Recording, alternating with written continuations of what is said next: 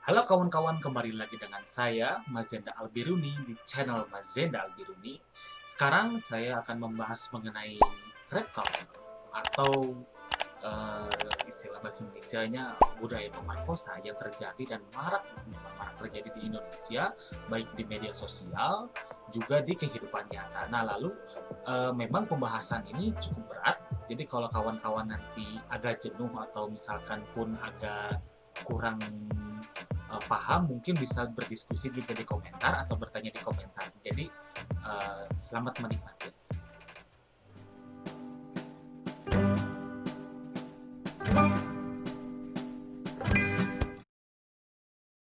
Let's talk about this. Here's me Googling schoolboy. Here's me Googling schoolgirl. I mean, it's almost like as a society we over-sexualize women, so young boys growing up in the society sees this as normal and over-sexualizes women when they grow up.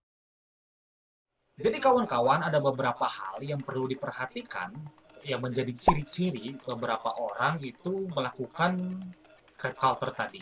Itu pertama menyalahkan korban, membenarkan kekerasan seksual atau kekerasan berbasis gender lainnya. Ketiga, ada ini yang sering dilakukan oleh netizen-netizen di kolom komentar seseorang atau yang mungkin terlibat juga dalam skandal atau hal lainnya, itu lelucon eksplisit yang mengacu kepada orientasinya seksual.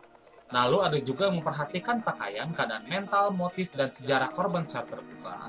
Lalu ada juga yang menggambarkan kekerasan berbasis gender yang serampangan dalam film dan televisi. Lalu ada juga yang mendefinisikan kejantanan itu sebagai dominan dan agresif.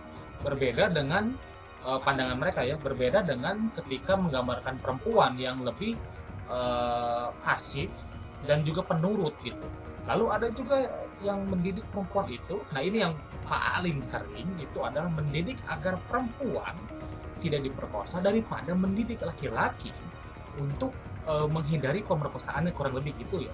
Nah, jadi kawan-kawan bisa dilihat misalkan dalam video ini ada orang yang ya dengan username I Can Names, itu dia membahas bagaimana dia mengutip dari salah satu akun Instagram yang membandingkan antara dua hal, yaitu antara pakaian laki-laki ketika di searching di Google dengan pakaian perempuan sekolah ketika di Google.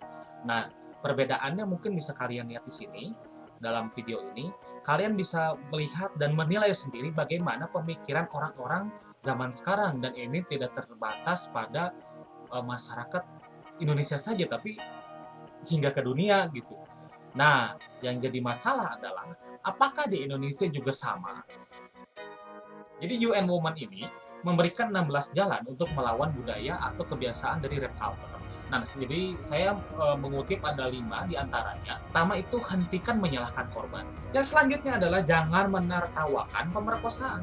Di poin ketiga adalah kita promosikan undang-undang yang merancang atau mendedikasikan dirinya, atau undang-undang tersebut mendedikasikan diri atau berpihak kepada perlindungan hak asasi perempuan ataupun korban dari pelecehan yang terjadi. Yang keempat itu adalah akhiri impunitas untuk mengakhiri budaya pemerkosaan.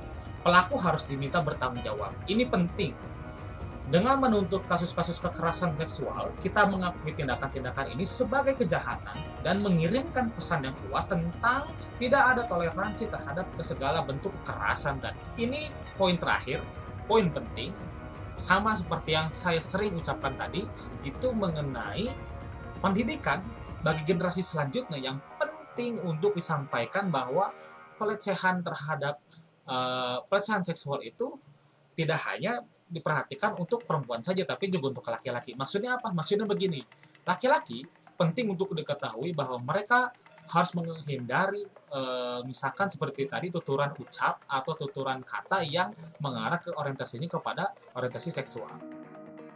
Penting bagi peran pemerintah ke depannya bagaimana RUU PKS itu bisa ditekankan agar kasus-kasus dari kekerasan terhadap perempuan, khususnya baik itu perempuan yang anak kecil ataupun remaja ataupun yang dewasa, itu bisa terlindungi lebih baik dan lebih aman dari sebelumnya. Sekian dari saya kawan-kawan, maaf bila memang bahasan sekarang agak berat karena saya jujur agak kecewa dengan banyaknya sekarang kasus-kasus pelecehan seksual, dan khususnya disebabkan oleh orang-orang atau lelaki-lelaki yang tidak bertanggung jawab. Eh, Sekian dari saya. Minggu depan saya akan membahas bagaimana komentar-komentar netizen itu, khususnya saya lebih sering memperhatikan di Instagram, karena Instagram itu bagi saya komentar-komentarnya yang paling liar. Emang termasuk Twitter juga ya, paling liar, juga paling sembarang, dan selalu berucap tanpa berpikir menurut saya pribadi. Jadi nanti kawan-kawan bisa lihat bagaimana komentar-komentar itu juga terlibat pada para artis, bagi saya artis ya, pada para artis yang mengarah kepada orientasinya seksual. Nanti kalian bisa lihat sendiri, itu terjadinya tidak hanya kepada perempuan, tapi juga kepada laki-laki. Sekian dari saya, terima kasih. Sampai jumpa lagi.